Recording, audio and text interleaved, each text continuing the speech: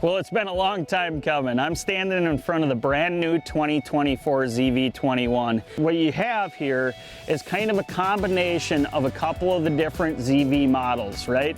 You're talking the NVT hull, so we actually use the same style hull as the ZV20. This boat is going to come standard with a 12-inch jack plate. So when you look at the overall length of this entire boat package, you're talking almost 23 feet to span those big waves.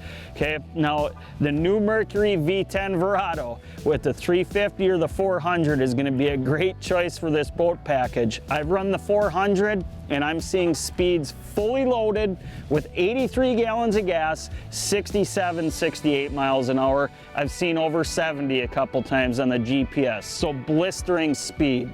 Okay, now the top cap you're going to notice right away is very similar to what we had in the ZV20. First thing that you'll notice is it's absolutely huge. Now when you look at the configuration of this boat, you know, the console's dual level. You can easily fit two big graphs on it. But one of the things I wanted to cover is the new option of this marine mat flooring.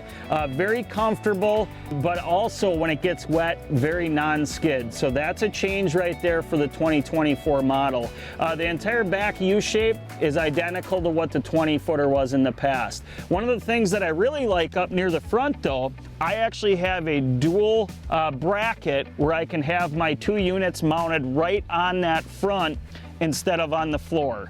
So a couple different changes, obviously a lot of similarities to the 20-footer, but this boat's an absolute beast, even longer than what we had in the past, faster what we've had in the past, and just something that you truly got to get in to experience.